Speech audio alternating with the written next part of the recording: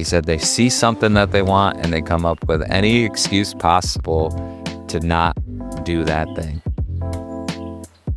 So I said, I don't want that to be me. Yeah. Welcome to the Council of Dudes podcast. I'm your host, Vincent Brusco. I am a father, a husband, the founder of Agora Social Club, a purple belt in Brazilian Jiu-Jitsu, a certified life coach, and a facilitator of the Council of Dudes men's group.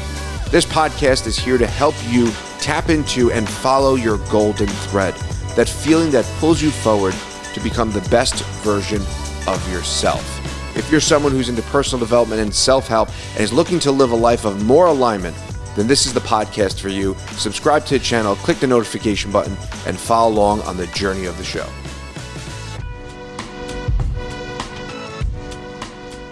Hey, this is Brandon Gaydorus, the founder of Warm Heart Life. I just had the pleasure of filming with Vinny, and you're checking out the Council of Dudes podcast. And here we go. We don't do formal introductions here. We just roll. Does that make you nervous as a speaking coach? Not at all. Do you do improv? I do. How do you like improv versus formal speaking? So there's different types of improv, but in the speaker schools, we'll throw people a word, and you have to tell a story and try and make a point out of the story. Yeah. And then I do comedy too. So Yeah, which is like the ultimate improv. it's the ultimate improv. Yeah. Even if you know what you're gonna say, there's so much things that are happening based on what you're seeing in front of you and the things that are happening. Like I was at an open mic night once. And by the way, if you go to open mics consistently, Yeah. it's 20 times harder than you would think versus if you go one time. Yeah. So I was at an open mic once. There was 5 people there, 200 person venue. There's 5 people there, and all 5 are in the back. One of them is looking at me. 4 of them are looking at the wall behind the bar. And I just said, wow, this is hilarious right now. There's 5 people here and 4 of you are looking in the other direction. It's shut it down. And it was the best laugh I had in a long time at open mic. I've always wanted to do comedy. It's always something that I've been like, it's just always kind of sitting there. Because I do think, and I think a lot of people, when they enter the comedy, like, I'm funny, but being funny amongst your friends or your family, and it may be, you might be legitimately funny, but stand-up funny is an entirely different experience. It is. And it's kind of one of those things. I've seen people who are funny in family environments, Right. funny at dinners, that really struggle with stand-up. But there's a lot of similarities, but there's also a lot of differences. And one of the biggest differences is just getting used to the lights looking at you and it just being you and a mic and having to entertain people versus a dinner conversation. You could kind of bounce off the other person quite a bit. Yeah. And comedy, you can ask a lot of different comedians, but a lot of comedians recommend getting really good at writing jokes and telling jokes before you're working crowd work and stuff like that. And a lot of people try and do crowd work in the beginning days of comedy, and they really, really struggle. Like that's where you see some of the biggest failures. Right. And you're actually, I think, I mean, from a social media standpoint, you are seeing from my opinion, you're seeing a very big shift into a lot of people doing more crowd work. Like they're really starting, and obviously these people have been doing it for years, so they have the ability to kind of go in that direction. But I feel like in the social media world, it might just be the clips that you're seeing, but I think a lot of people are starting to lean very heavily into crowd work. Yeah, but you're seeing people who are doing that have been doing comedy for quite some time. Right. My favorite comedian's Phil Hanley. Mm-hmm. He told me it took him 21 years to sell tickets. And when he started selling tickets, he started putting crowd work videos up. Yeah. But a lot of people don't see the 21 years that it took him to get really good at crowd work. Yeah. You know. So what's your process for writing jokes, and what are you kind of pulling from? So with jokes, I just try and do one special each year. And the whole year I use to build up to that. So I do comedy a lot differently than most people. I do it to help my public speaking. So I started studying some of the best public speakers out there, and I noticed they were getting funnier and funnier over the years. Like I didn't just study a YouTube video. Right. I would study them over the years, and I started noticing that they were incorporating more humor And then I started to notice a lot of public speakers, they weren't really impressing me, especially a lot of the ones that were getting paid. So I said, man, I got to go to someone who's better if I want to start to get better. So I actually started studying comedians to get better at public speaking, because if you study the average comedian, they work 10 times harder, if not 50 to 100 times harder than, in my mind, like the paid speaker to like kind of highly regarded speaker. This is a higher barrier of entry. Like, it's a lower barrier of entry, but yet like the threshold is higher to get to that level. Well, in comedy, you actually have to like entertain the crowd the entire time. In public speaking, a lot of times people will hire you because of the credentials or what you've done. So you may not be the best public speaker despite getting paid $10, $20, $50,000. Right. The best of the best public speakers, they're typically working pretty hard. Who give me a best of the best? Like Tony Robbins obviously comes to mind for me, but Tony Robbins. So I can give about a 2-hour, 30-minute keynote. I don't know anybody who can do that except for Tony Robbins. So who am I going to go study? I got Tony Robbins I can study, or I can study these comedians who can go forever. You know what I mean? And so, yeah, Tony Robbins is definitely one of the best. I still think Grant Cardone is one of the best. And those are some of the people that I think. Cody Sanchez, if you're talking about people up and coming, I think she's definitely really good. David Goggins is really good. People who are doing it a lot typically are pretty good. People who have done it a lot and are getting away with stuff still. Like, I have so much respect for John Maxwell, but in my mind, he's not someone I aspire to be in the public speaking world. He just was really good back in the day, years and years ago. Sure. Times have changed a lot, and there's a lot of mistakes that someone like him is making on stage that I see that it's frustrating for her. Yeah, I was like, I guess that these are people that I idolized growing up, right? And when you start to see people who have been doing this for so long still getting these highly regarded gigs, but they're not putting the effort in that they used to when they're younger, and they're getting away with a lot of things like not preparing right, yeah, not making their stories better. And it's just kind of one of those things. I see that with some of these people who had been doing it for a while. And I get it, they can get away with it. Of People course. are still going to love it. But as far as people who are kind of on top of the game, Tony Robbins is probably the number one out there. I don't know anybody who can keep a room entertained for a whole day. And then multiple days. And then multiple days. And then multiple days. And you're going back for more. It's like a Grateful Dead tour. Like you're going to see a new show, or Dave Matthews, you're seeing a new show, new set list. He's playing Madison Square Garden Friday, Saturday, Sunday.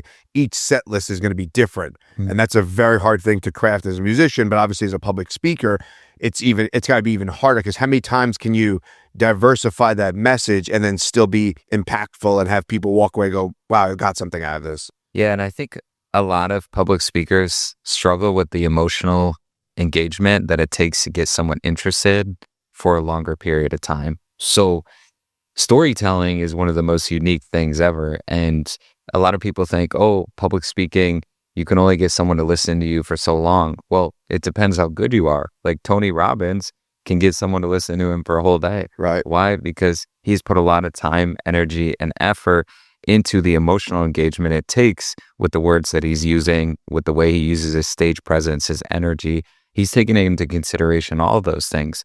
When you think about a movie that's 2.5 hours long that has you like this, and you start to understand the process of creating a movie, you start to understand, wow, this took a year of planning. This took a year of getting everything ready to go. Then it took another 3 to 6 months of promotion, not only before, after. You start to study all the ins and outs of a great movie like that, and you see how much goes in to making sure that 2 hours draws people in for that long. The sound effects, the acting, the camera angles, the visuals, the lighting. There's so much that goes into consideration.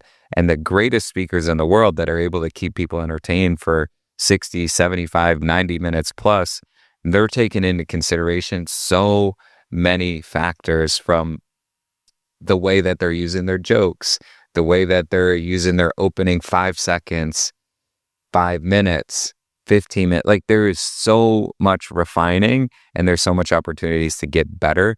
And that's why people, in my mind, who aren't looking over their footage, they're missing on so much opportunities to actually get better, whether it's in comedy, whether it's in public speaking, whether it's business presentations, or whether you're a performer and you're singing and talking to the crowd and trying to put together that 3-hour show like Taylor Swift does. Yeah, even podcasting, right? Even to that extent where people are, I am a podcast, I don't want to say purist, but I've been doing it for a very long time, especially with broadcasting. And it does infuriate me to a degree, because I understand that, because I'm so passionate about it. I love it so much that when people are like, I have a podcast, I'm like, you have a Zoom call. Like, this is not a, like, and it doesn't mean you need all of this, but there's a cadence and there's an energy to it, that there's a difference between a podcast and just sitting and having a conversation with someone and calling it a podcast. And and maybe some people don't see it in that regard, and it's not that serious for some, but for someone who does and has been doing it for so long, I have this lens. I'm like, oh, it's not a podcast. Like, you have, yeah, and it does, from your perspective, same thing. It's like, it kind of jades the craft itself. Yeah, when you come here and do a podcast with you at Agora, it's like you have the incredible videographer, you got the 3 cameras set up, you got the microphones, you got the lighting, you got the headsets if you want it. There's so much that goes into the experience of making sure that the visual of the podcast is more appealing towards the listener or the viewer if they decide to watch it. Yeah. Right? And Riverside and Zoom podcasts that are virtual, I'm not totally against them. Neither am I. I get it. But me personally, I've almost unintentionally tried to not get on those. So most of the ones that I say yes to nowadays for podcasts, they're in person. Yeah. And it's just a personal preference to me. Like, if I'm going to be sharing the content, I want it to look good. Yeah. I want it to sound good, and I want people to actually want to listen to it and be impacted by it. Yeah. And it's just a little harder to get the visual that I think you need to get people's attention if it's through a virtual one. And again, I'm not totally against it. There are exceptions. Just the majority of the ones that you see virtually are just not edited that well, not put together that well. And, I even tell a lot of people that I'm on podcasts with, I said, listen, if it's an AI clip, I'm not going to get as excited to share it as if it's something that's actually edited, that, it hits the beginning of the attention grabbing and it concludes well. Like, one of my biggest frustrations with Opus or just Riverside AI edited clips is the endings. Like, I very rarely see a good ending to a clip. And to get a good 60-second message, it's important to have the attention grabber. It's important to make sure to address the pain points so people want to listen to whatever you're saying, make sure there's credibility, then the solution, and then, okay, well, what do I do with that message? And I've just seen a lot of AI clips not dial in that last message that people can kind of take away with. And so, yeah, I'm a big fan of what you're doing here at Agora, and just the experience in the first couple of minutes has been great. Thank you. I appreciate it. And I think it also, to your point with the Zoom or the Riverside, is also, what is the person on both sides doing to make the experience or the visual be more professional, right? You could have just, do you have the Apple headphones, right? And just, and the regular, and the angles like this, or it's down, or it's all like, what effort are you putting in? And again, no bad ill will towards that. If that's your setup, God bless, you're doing something more than some. But for me, again, having that relationship, like we were talking about the headphones, like, oh, well, I'm like, I'm a radio nerd. I love this stuff. So I personally put in more because it's just so important to me. Like, when I bought the Rodecaster, I actually bought it from some girl who was like on Facebook Marketplace. And I met up with her. She was with her mom. And I was like, oh, why are you, like, it was in the box. It was closed. She didn't even open it. I said to her, why are you selling it? And she's like, oh, my mom said I'm not going to make money doing podcasting, so it's really a waste of time. And I was like, oh, you haven't even cracked the box, right? Because everyone thinks it has to be this end goal of money or this or that.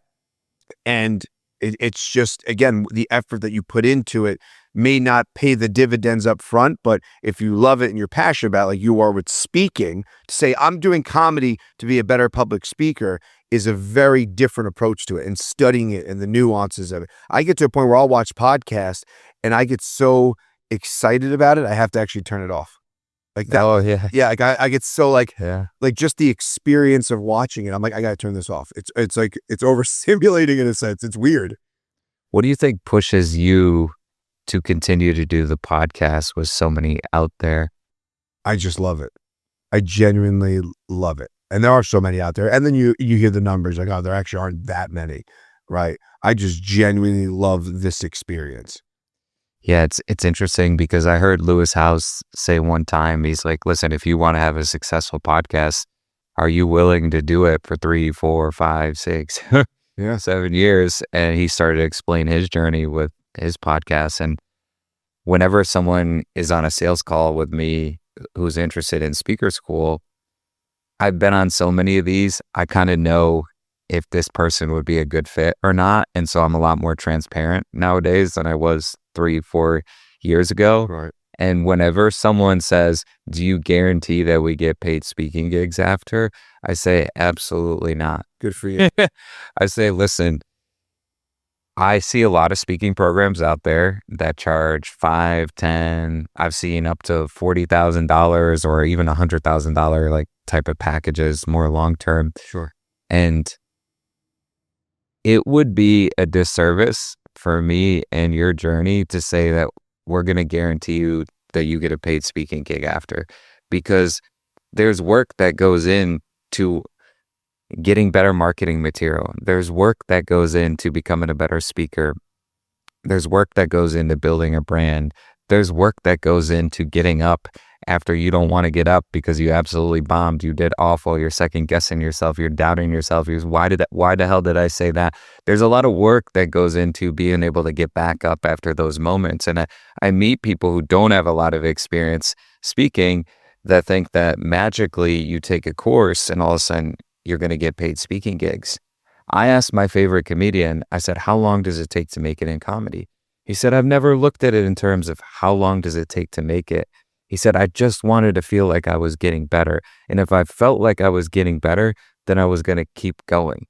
But to put pressure on myself and to give you some context, when I first started, I said, I am going to commit to doing 1,000 shows before I decide to go back to a 9-to-5 or keep doing this comedy thing. Wow. He said 1,000 shows. And this could be open mics. This could be performing in front of 2 people. This could be performing in front of 100 people.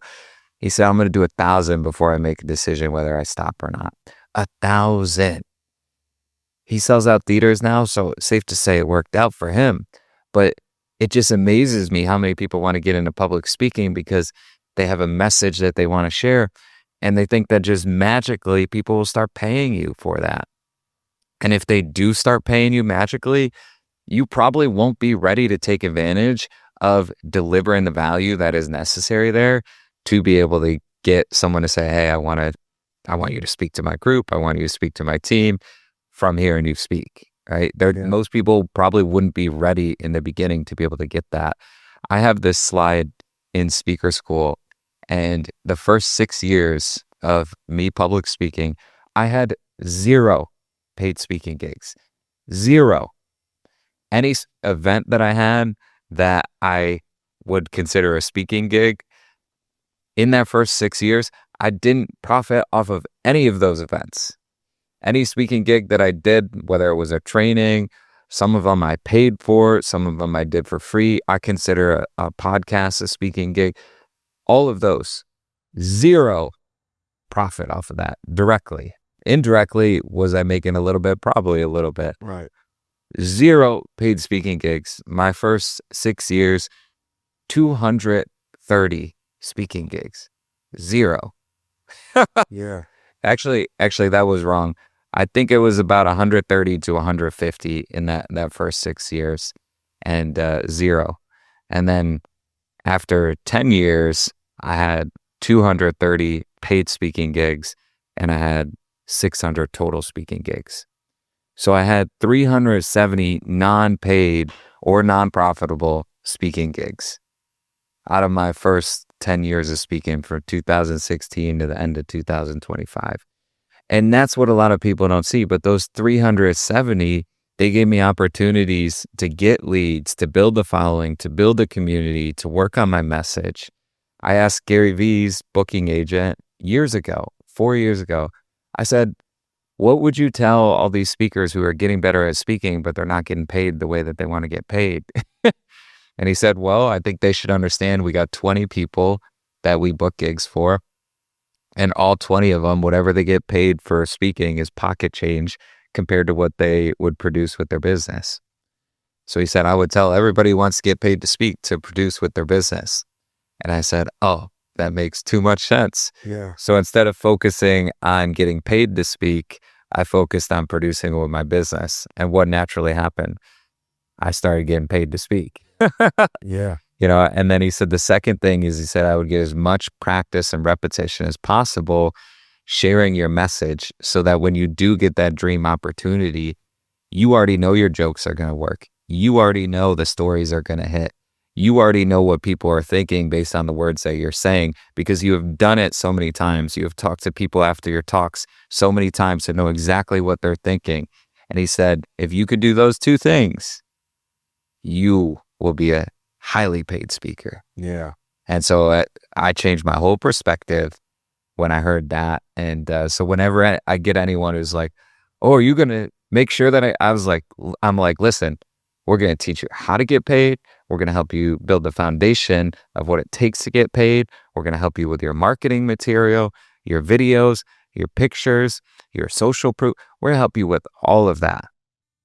But you're still going to have to do the work after. Yeah, 100%. Now, to your point, I mean, I have this barometer that I've used in my life when it comes to podcasting, coaching, Brazilian jiu-jitsu and the barometer is, would you do it for free? God comes down and says, hey, listen, you never become Tony Robbins, you never become Joe Rogan, you never become a black belt. Are you still going to do the work and put in the work towards that goal, although you'll never achieve it? And as long as that answer is always yes for me, I'm good. Right. Yeah. And I've been doing podcasting. I'm well into 500 episodes at this stage of the game and broadcasting since 2007. I did college radio. I did radio after college. So it's just a part of me. It's a non-negotiable in my life. And whether I have 5 downloads, 5,000 downloads, 5 million downloads, I love the actual craft of it. I love the art of a conversation. To me, it's the ultimate unknown of things unfolding. I don't know what you're going to say. You know what I'm going to say. And it's this constant unfolding of the unknown that I just find to be the most intriguing part of all of it. Yeah, I think people who are not having conversations, who are not working on their communication skills, I think they're going to really struggle in this AI era, because AI is going to be smarter than us if it isn't already. It already is. It's going to replace the lazy worker. So anybody who's just trying to get away with good enough in a job, it's going to replace those people. Some people are able to take advantage now. Like you say, oh, I got a 40-hour-a-week job, but I'm only working 20 hours a week. Those people will get naturally replaced by AI. The people who can communicate well, they can inspire people, they can bring energy to a work environment, they can think creatively so that we can continue to work as a team to be able to break through this constantly changing. Those people are where the opportunities are going to be at.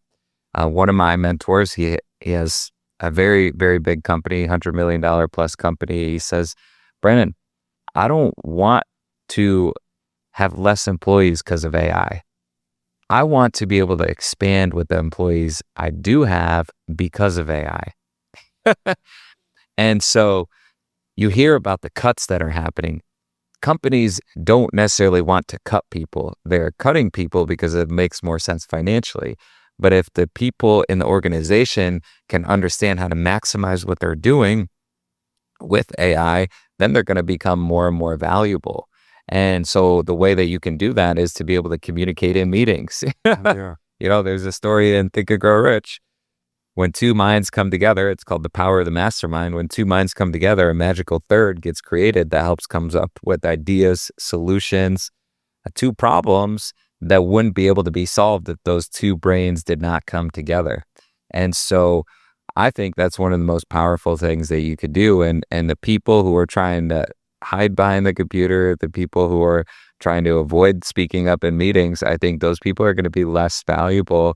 And I think AI is going to take over those people's jobs. Yeah. The old saying is that the number one fear for people is public speaking. And then the joke is they'd rather be in the coffin than be at, giving the eulogy. How did you get into public speaking? What was your draw to doing it? So I used to be a personal trainer. I went to school to be a golf pro, and then I actually really fell in love with the fitness side. And so one of the things that I was looking for was a gym that I could do personal training that had an indoor golf facility so I could keep my golf pro certification. And so the only place I could find that would take me, that would let me do that, was in Greenwich, Connecticut. So I moved up from Palm Beach, Florida to Greenwich, Connecticut because I was working at a gym and a golf course down there. And I just wanted to be in one place. Yes, I get that very much so. Yeah. Yeah. You compartmentalize your life a little bit. Yeah, because I was doing like 4 or 5 days at the golf course and like 2 or 3 at the gym. And it was a lot. Yeah. And both of them were okay with having me after. At the gym, I was interning for free. He was open to paying me. And then the golf course, they really wanted me to stay. And I just couldn't do it because it's just a lot. Yeah, of course. And so I found this opportunity in Greenwich where I could just be at one location and I could personal train, but still be involved with the golf side, which I wanted to. Like I've loved golf growing up. I still very passionate about it. It just, I found something that excited me a little bit more. And so when I was working there was a director of training. She was making $275 an hour. This is 2016. So $275 an hour as a personal trainer. I don't care where you live. That's a lot of money. Yeah. And so I said, what do you do? What are you doing? What do you know that I need to be doing, that I need to learn?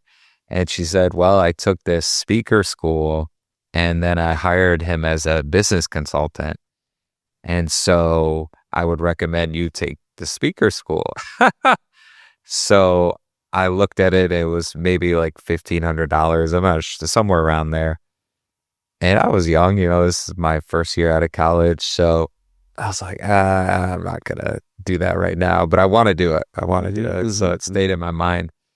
But he would have these business 2-day workshops that was a little lower cost. So I started going to those that year, and I started learning from her mentor. And then we would go to these conferences, these fitness conferences that she was speaking at, and she would tell us who to go learn from. And so eventually I started learning a lot very quick because of her advice to go learn from this person. So after 2 years, I said, all right, I'm going to take the speaker school. And so it wasn't as much the financial investment. I think anybody who's on a commission-based only job can understand this. I had to take 3 days off of personal training. Yeah, no, I get it. Yeah. To go, what I'm saying? So that was the bigger thing. It's literally probably double, if not triple the cost because you're not making the money over the duration of that time. Yeah. And you're spending the money. So the return on that upfront, although the financial may not be the issue, the time that you're taking away from making more money is setting you back in some way, shape, or form. Yeah. So I was just ready, and I took the speaker school. At the end of the speaker school, I asked Tom, his name's Tom Plummer. I asked him, I said, why do most people not get what they want in life? Because that was what was on my mind at that time. I was now 25 at that time, and I just kind of noticed some people would say they would want to do something, and then they would just fade away. They would back away. They would come up with an excuse why they didn't. And then working at these high-end golf courses, I met people like the guy who owned the Houston Texans. He kind of founded that organization. Right? I got to spend 4 hours with that guy. Yeah. I met the guy who sold Joseph A. Banks. I got to spend 2 hours. If you only had, if like Mike, if you had a mic and an iPhone back then, you would be interviewing these people on the golf court. Like, Yeah. you'd be, with a different perspective, right? And the time obviously being a big factor in that. Yeah. And, when you spend time with these people, there was a guy who was really high up in Coca-Cola, like almost as high as you can get. Just even just having a brief conversation with him. There was a guy who sold D'Angelo's subs, which is kind of like the Subway of the Northeast. I think he sold that. Don't quote me on this, but I heard he sold that for $500 million. And these were people. Yeah, It's crazy. yeah, And you don't think about these things. Like, you don't take into account the everyday things that you engage with, and that there's someone behind that is worth an insane amount of money, right? You just don't, kind of take it for granted, whether it be windows or boxes or whatever it is. These are just things you engage with every day, but there's someone behind that, which whether it be one person or two people that create that mastermind idea that brought this to fruition, and now it exists in the world. And to ask that question, like, why don't people get what they want? And then all of a sudden be dropped in to all the people who seemingly got what they want to some degree. They're successful in the 3D world, is such a paradoxical situation to be in. yeah. I was just so curious about that. Yeah, I love that. When I was 21 years old, I did an internship at a gym that Men's Health a couple years prior said was the #1 gym in America. And I applied for it. I didn't get the internship. And so I emailed the guy and I said, hey, I'm just curious if there's any way that I can still do this. I know you said no. And he said, well, to be honest with you, we said no because we don't have housing for you. If you can make sense of coming up here, I'll let you come do the internship. And by the way, in fitness, like, you're working for free. So Yeah, of course. I think, like, when they were going to accept people that they couldn't provide the housing for, I think they just kind of wanted to make it an easy no. Sure. And I think in the back of their mind, if someone really wanted it, those were the people that they wanted to let in, because they took like 20, 25 interns. So at this point, they kind of knew the process of if someone really wanted it or not. And I can't help but think if I didn't send that email, I would have never had that internship. You know what I mean? And I interned at this gym. My boss had been the strength and conditioning consultant for the Red Sox the year prior when they won the World Series. And the USA Olympic girls hockey team, which, by the way, they just won the gold medal, they trained there. So I go and do an internship there, and I'm around all these people who are at the top of what they do. And so I picked up so much so quick, and I wanted that. But I also see a lot of people that said that they wanted to be one of the best trainers in the world. They said they wanted that internship, but yet they weren't doing the little things that actually showed that you actually wanted it. And so I asked my mentor, like, even the next summer, I wanted to work at one of the top golf fitness gyms in America because that was my niche, golf fitness. And I just reached out to a guy who I thought was probably the best. And he was training the #1 female golfer in the world. He was training a lot of the guys. And so I reached out to him and I told him, I said, listen, I'm interested in interning there. And I saw you had a workshop there that I might come down to. He said, well, when you come down, we'll talk. So I flew down to Florida. I crashed on my buddy's couch, which, by the way, when you're in college, you're trying to save money any way that you can. Of course. So my buddy, of course, like, he was a college buddy. He naturally, like, he's like, oh, well, we got to go out. Right. So he takes me out. So we go out till like 2 a.m. I get like 5 hours of sleep. And then I go to this workshop all day. And I have to have this trigger inside my mind that I'm ready to go. Like, this is what I want. And I would just hit this trigger no matter how tired I was, no matter how uncomfortable it was sleeping on a couch, traveling all the way. I had to light up and show up in a way that, like, people saw that I wanted it. And so at the end of the second day, the guy goes, hey, we got to talk during lunch. And he just basically said, hey, what are you looking to get out of this internship? And it was one of the easiest interviews that I've ever had. He's like, okay, we'll make room for you. Hi everyone, I'm Vinny Brusco, founder and CEO of Agora Social Club. I'm also all of these things. Agora Social Club is Westchester County's hub for guys' mental fitness. Let me show you how we're revolutionizing the future of men's mental health. All accessible via key fob as a member, Agora Social Club seamlessly blends the community, comfortability, and convenience of a coffee shop, community workspace, gym, and recovery center. Since opening in April of 2024, Agora Social Club has helped hundreds of guys become better men.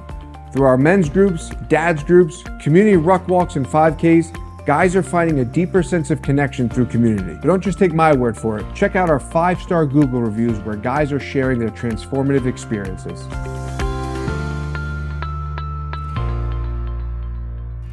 So what's next?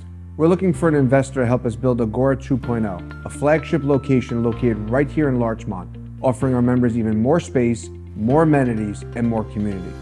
By the end of 2030, we're targeting multiple locations in 4 major U.S. cities.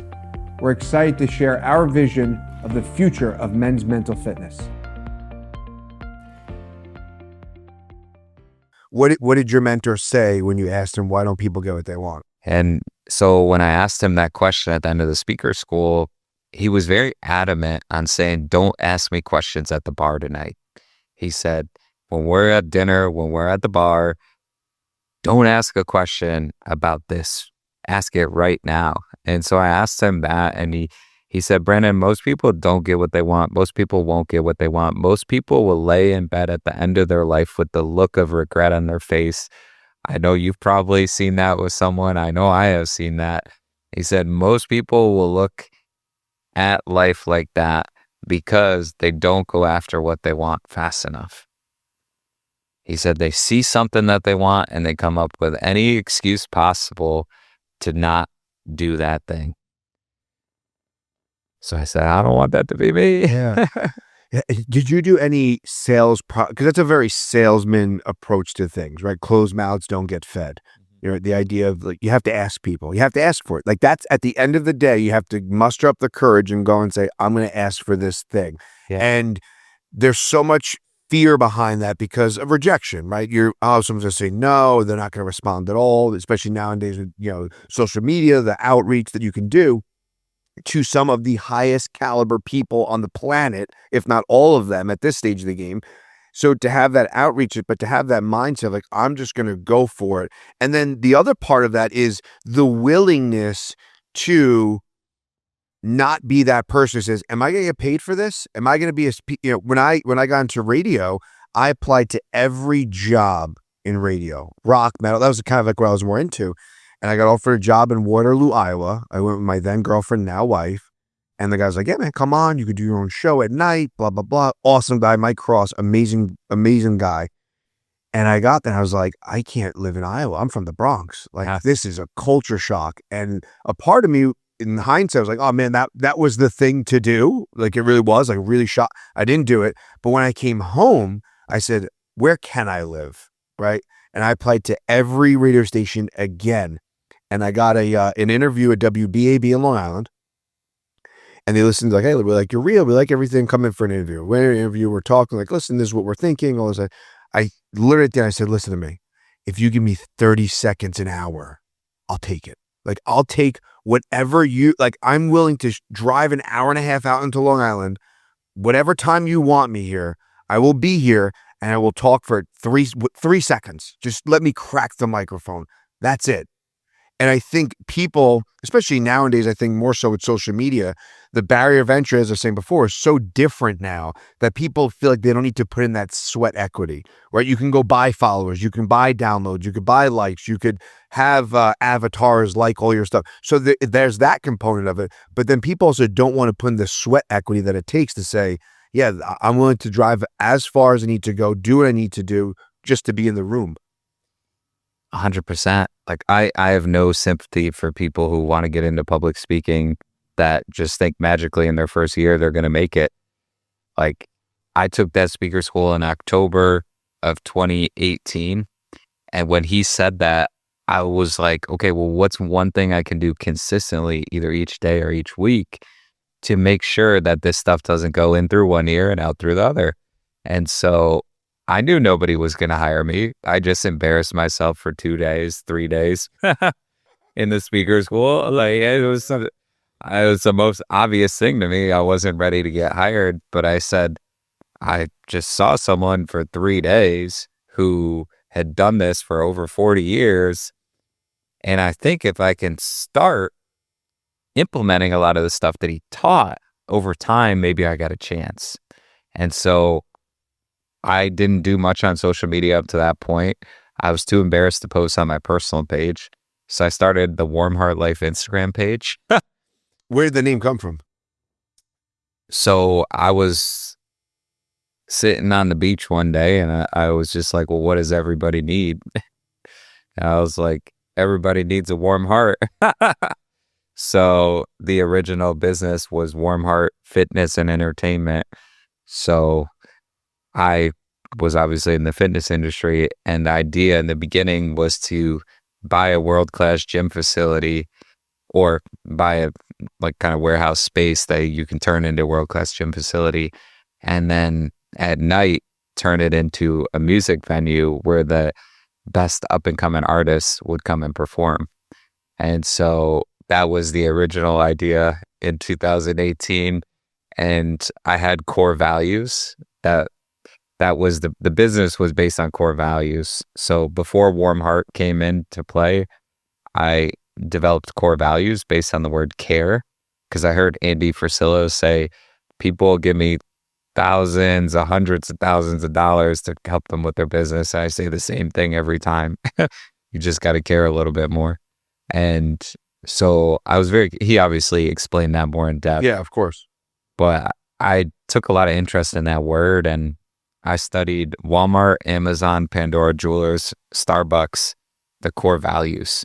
Some of them called them different names than core values, but they all had, in my mind, would be considered core values. So I studied theirs, and then based on those, I put together what I believed in, and I created the acronym based off of CARE. So create opportunities for yourself and others, active lifestyle, live that through your words and actions, respect is earned, not just given, and then excel forward to get what it is that you want in life. And so I created the core values, and then when I was sitting on the beach someday trying to figure out like the name of the business, I thought of the concept of everybody needs a warm heart.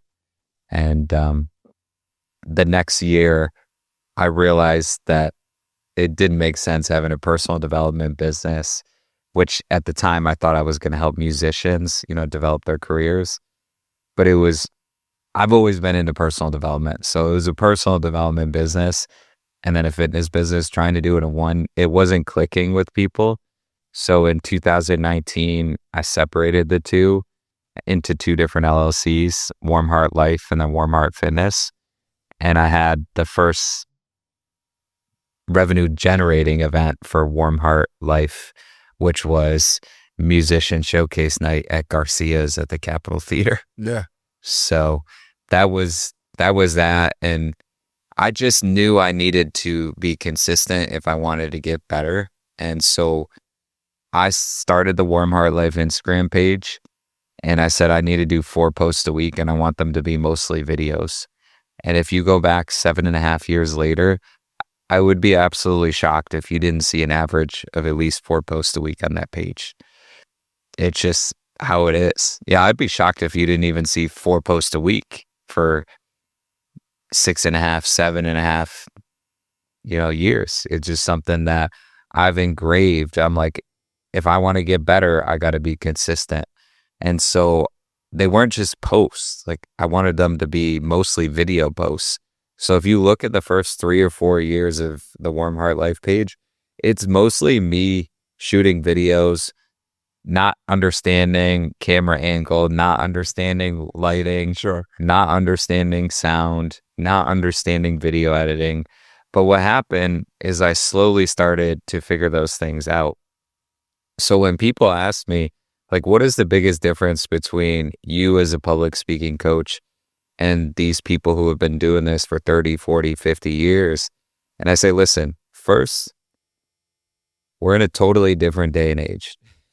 Yeah. Things have changed like crazy since 2020. And if you don't understand how to build a brand, if you don't understand social media, and if you don't understand how important every second is with what you're saying, it's going to be very, very hard to stick out as a speaker, whether it's social media, whether it's a business presentation or a keynote speech. So understand that times have changed dramatically. And someone like me grew up in that day and age where instead of 7 seconds, like when radio and TV were a thing to get people's attention, you now have less than a second on social media Right. to get people's attention. And it's not just to get people's attention. It's almost like every second significantly matters if you want to keep people engaged, right? And it's just so different than it was 20, 30, 40 years ago. And I said, secondly, you will probably never meet a speaking coach that has watched the amount of footage that I've watched, edited the amount of footage that I've watched, spent the amount of time that I've spent creating videos, helping other people create videos through the different editing softwares, whether it's on the phone or whether it's on the computer, and had the amount of repetition hosting events that I've had with the A to B cons, the speaker schools, and the TEDxStamfords. It's just very rare to meet someone with the diversity that I've had in the public speaking world, working with nonprofits, working with hedge funds. Like, I've started to see a lens that can help everybody with their messaging. And people always say, oh, well, it's important to niche down, niche down, niche down. I have niche down. I can help people who are really good at what they do help other people understand their message in a 10 times to 100 times better way. And what happens? More impact and more money happen if you're able to do that. Yeah. You mentioned one thing in there that stood out to me, and it's escaping me now. It was the idea that, oh man, it's leaving me, but it was a really good point that you made. I lost it. All right, it's all right. In regards to, so you have the mentor, you're stepping into this public speaking light, you're doing the gigs. How is that kind of affecting you as the person? Like, how are you growing now? Because obviously there's some, like, you're stepping into the unknown, you're learning more about yourself. That's what it was. It was in regards to accepting the fact that you don't know everything and being okay not knowing things and learning that you're, like, for business, there's so many things in doing this that I didn't know. And it's okay to be vulnerable in a sense, say, I don't know these things and I need to learn from others to know these things. And then the evolution standpoint of it's like, it started as this thing and you could have been fixated on it's going to be this thing, but then realizing, oh, I'm being kind of called in this new way and then allowing things to kind of flow. I think that's such an important aspect of business and just personal development, is like stepping into the flow, stepping into the unknown and allowing things unfold as they're naturally going to. So the question is, how do you step? I don't know what the question was. Yeah. Because it started as one other thing, but yeah, I mean, how did you kind of, as you're stepping into this new role and things are changing, how are you being vulnerable to and allowing yourself to be vulnerable and learn and grow? Yeah, I think I've been thinking about this quite a bit lately. I've been thinking a lot about, why is Brandon Gaydorus willing to take so many shots and so many other people are not willing to take the shot that they say they want. They say they'll do anything for, but they're just not willing to take that shot. And I've been thinking so much about that over the last year. And I think it keeps boiling down where I had really good mentors and I had really good parents. And people who don't have the really good parents, don't worry, I'll relate this message back to what I've been starting to conclude as this comes along. But I believe in order to be great, it's important to see great. And so growing up, I saw a healthy marriage. You know, when I was growing up, I would see my parents bicker a little bit and I would think that was unhealthy, right? But now that I've learned so much about relationships, I've been working with a relationship coach the last year. I've realized why my parents' relationship has worked for 35 plus years, you know what I mean? And I saw two people who were willing to go to bat for each other to make things work, not only for them, but for their kids, you know? So my relationship coach says that the way that most people view life is based on the first 7 years of their life. So I've been thinking a lot about like the first 7 years of my life. And so for me, it was very interesting because I'm a middle child. So the middle child automatically, the middle child is automatically Middle child syndrome for a reason. yeah, the middle child is automatically in a different world. Like they're typically known as like the rebel, and that doesn't mean like getting in fights. Like, for example, I think that I can build $1 billion business that can bring people together in a very positive way and change the entire college education system, right? So in some sort of way, that's the rebel, right? Sure, of course. So I've been learning a lot about that and thinking quite a bit about that. But most importantly, when I was young, my dad switched careers. He hated his first career. Wow. Yeah, he hated his first career. And when I was 4 or 5 years old, I remember him dropping me off to daycare, and then he would go to get his master's degree in finance right after that. So he would drop me off and then he would go to school. And so as I got older, I started learning more about what actually happened there. And so my mom just had my brother. So now all of a sudden there's 3 of us kids running around, and my dad just like decided to switch careers and go back to college, right? And when he told my mom that he was going to do this, she looked at him and said, "You're going to do what?" Yeah. Naturally. Yeah. And he said, "Listen, we're going to live off of your paychecks for the next 6 months, the next year. I have some money saved. But after that, I'm going to make things work. We're going to slowly get this back to where it needs to be." And Dude, I love your dad so hard. That's awesome. yeah, That's so great. and you can relate. You got a couple of kids, and Can I? yeah. And he just said, he's like, "Listen, we're going to be able to pay for their college. We're going to be able to retire freely, and money won't be an issue. But I need to go back to school to be able to get this degree." And so I remember him just dropping me off to daycare, going to school. And then when I started to get older, when most people's parents would go out on Friday and Saturday nights, I would go to the basement. I would see my dad studying for the next exam. I would see him studying for the next, and this never changed. This was throughout my whole childhood until I went to college. And so I saw. Did he finish it and do? Yeah, Imagine he did. Yeah. Yeah. And so I saw a role model of someone who constantly was trying to get better. And so I don't think a lot of people see that. I think a lot of people see someone who's content, complains, who's just doing something to get by, and that's okay. I'm just saying what I saw, right? So I saw that growing up. My dad, when I was probably in like 2nd or 3rd grade, he got let go. So he's with Morgan Stanley for a couple of years, and they did a big layoff, and they let him go. And I remember him saying I don't know if this was directly to me or my mom, but I remember hearing it. He's just like, that was the worst decision that they've ever made, And Your dad's awesome. yeah, Oh, and so he went to Merrill Lynch, and he's been with them well over 20 years, maybe even 25. Like, I don't know. He's been with them for a long time, and it worked out really well for him. It worked out really well for Merrill Lynch. Was it the worst decision Morgan Stanley? Probably not. But Well, I get that chip on the shoulder that I created for him to go out and like, okay, yeah, I'm not stopping. yeah, and like he in financial advising, it's not very easy to make. I think like 5% of the Sure. people who originally go in make it. And so I remember him talking about this training that he went to. He goes to this training, and the instructor goes, "Look to the left of you, look to the right of you. Understand that only one of you 3 is going to make it through this." Wow. And that was just like that kind of level of the Sure. process. He said, "Well, that's going to be me." Unequivocally.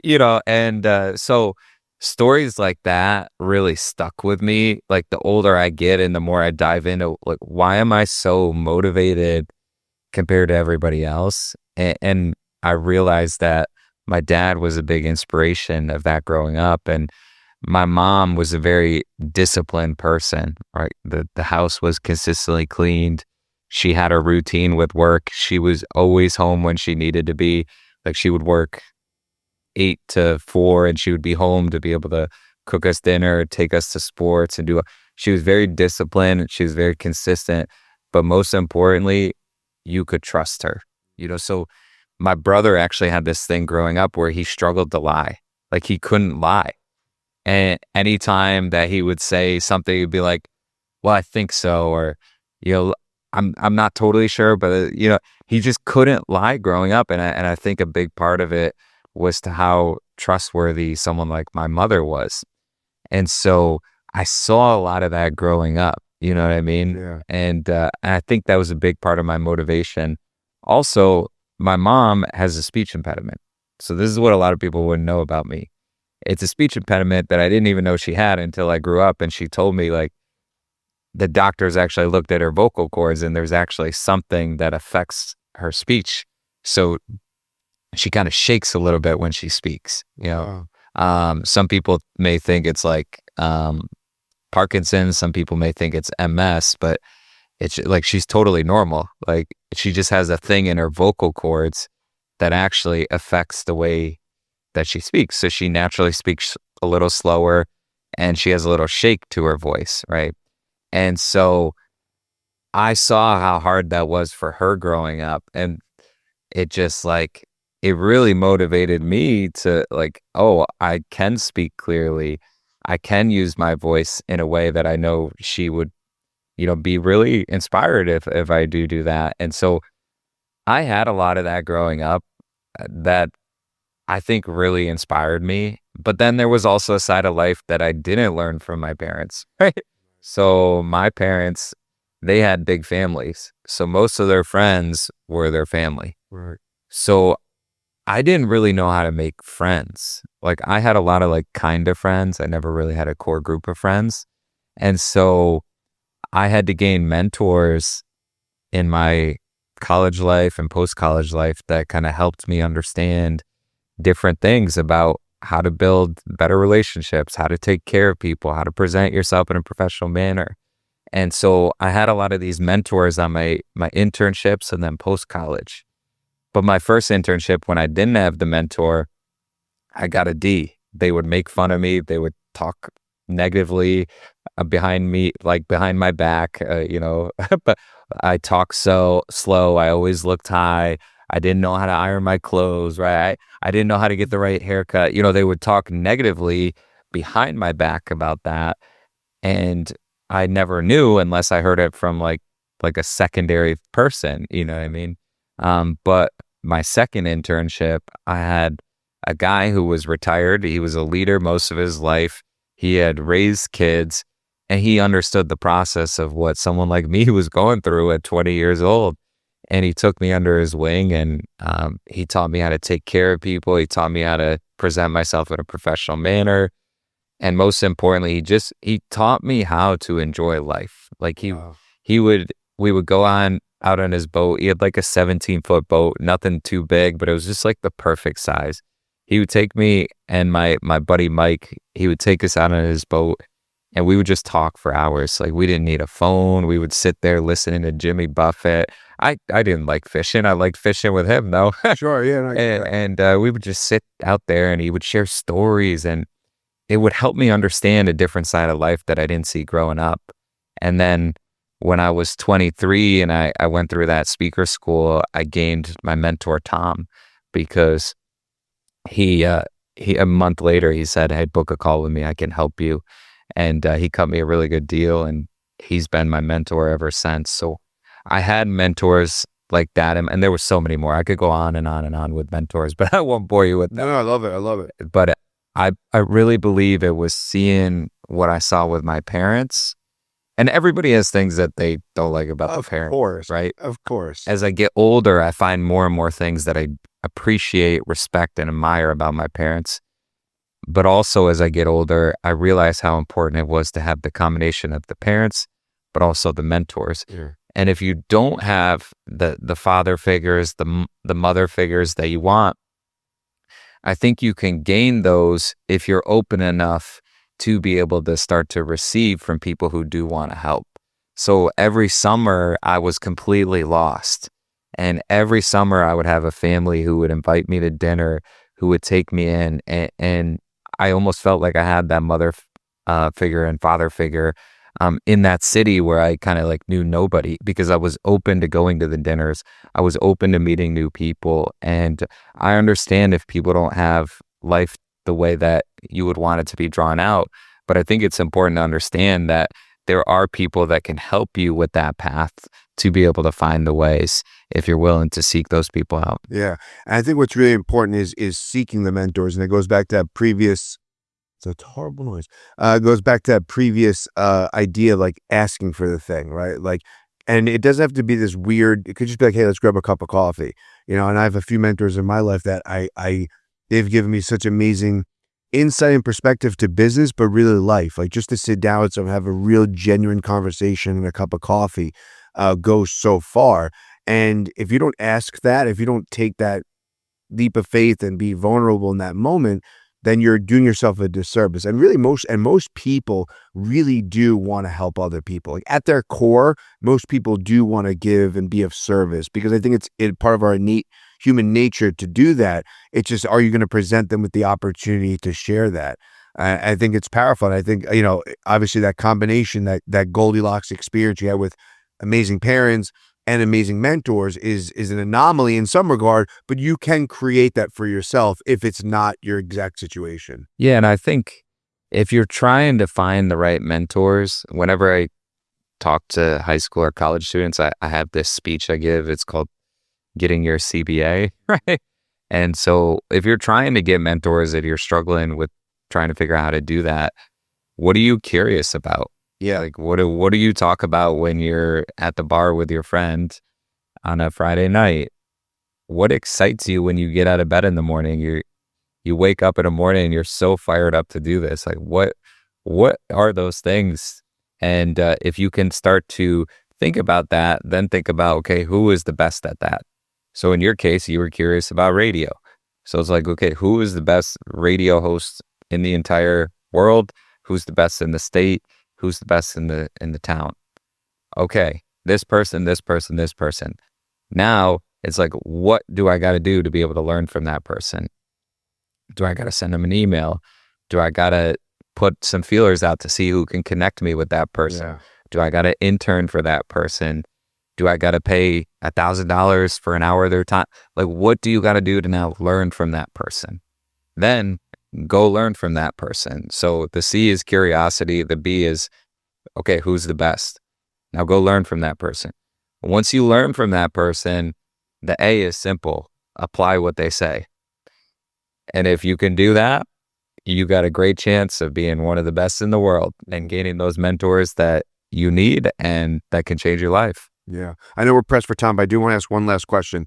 What is it about public speaking? So I do this, we did the speaker night here, which you were gracious enough to facilitate, and I'd love to get back to doing those, but there's such a difference in public speaking versus, and maybe it's the stand-up idea, same idea that you're sitting around the table, you could be funny, but doing this, no problem, fine. Standing up in front of a room full of people I know still gave me that, like that kind of stutter feeling. With the experience of doing this, public speaking was the only class in college I got an A on, right? I love public speaking. I'm not the guy who's like, I'm afraid of public speaking. I'm very comfortable speaking publicly. But what is it about public speaking that people fear so much?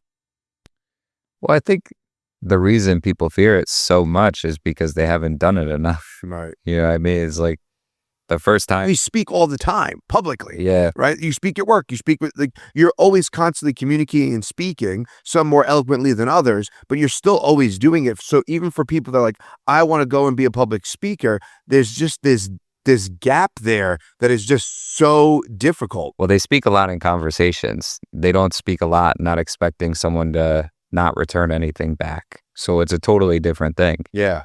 But in reality, it's a very similar thing. So you shared a great story about when you went to Iowa, what that experience was like. And it was very easy for you to say, just talking to me, right? You can share that same conversation in a speech, but twist it in a way that is talking to the audience directly, but it's a very similar way that it's shared. It just may be tied in a little bit differently. And all of a sudden, you have a great speech right there. You have a great story that you shared. But the issue that most people have is they're not used to talking without receiving anything back. And so that takes some work to be able to understand how to receive without actually people saying words. So you start to pick up on eye contact. You start to figure out, like, if people are shaking their head, they're probably a little bit more into it. You start to pick up on energy, and you start to understand if what you're saying is working or not. And it's so hard to do that if you're not getting the repetitions, to know if the story works, to know if the intro works, to know if it's clicking with people or if it's not. And so the tough part about public speaking nowadays is, back in the day, if you were speaking at an event, you were competing against other speakers, maybe not officially, but unofficially, to be the best speaker that the audience was seeing, make the most impact, right? Evoke the biggest change. Nowadays, if you're speaking at an event, you're not competing against other speakers. You're competing against the phone. Yeah. Because people are looking for any excuse possible for you to lose their attention and them to just be able to go back on their phone, where they can have access to any speech they want, any social media platform they want, any conversation with someone they're interested in talking to. That's what you're competing against nowadays. So you have to be that much better. And so if you want to be that much better, it's important to be able to do it more in whatever aspect you're trying to do. If you're trying to get better at podcasting, obviously this is something that you would want to do more of. If you're trying to get better at presenting, then you're probably going to want to get in front of 5 people and practice presenting, and that's how you get better and better. The premise of making it in comedy, I think, should be put more emphasis on in making it in public speaking. And comedy is pretty simple. You write the jokes, you practice them. You write the jokes, you practice them. You refine the jokes, you practice some. You refine the jokes, you practice some. You write new jokes, it's very simple. Yeah. And you go to the open mics. You practice the jokes, you write the jokes, you go to the open mics, right? It's very simple. And then all of a sudden you start to put together shows, and you're kind of actually practicing them still. I asked a singer who was signed by the label, was very good, and kind of around my age, and just got to the point where he made a good enough living just kind of doing these gigs, playing at restaurants, where it didn't really matter if he was putting out an album, if he was signed by a label, he was doing fine. And I said, well, how do you practice nowadays? And he said, well, if I'm doing a 3-hour set, I think that's a lot of practice. Yeah. Yeah. Because he would be messing around with different things, seeing if that clicked with, the people in the restaurant that didn't need to listen to him, but all of a sudden did. And so I was like, oh, that's an interesting perspective there. Yeah, you get a little bit more luxury when you can inundate yourself by it, right? Interesting. Dude, I feel like we could do another whole hour-and-a-half conversation, which we'll have to schedule. Thank you for doing this. This was a great conversation. It's so nice to sit across from someone who has the art of conversation, right? Because there is an art form to it. So I appreciate you showing up, doing this with me. Where can people connect with you? Where can they find out more? If they want to find out more about the speaker school or hop into any of the events you got going on? Yeah, so luckily I have a last name that not many people have. So pretty much any social media is Brandon Gaydorus.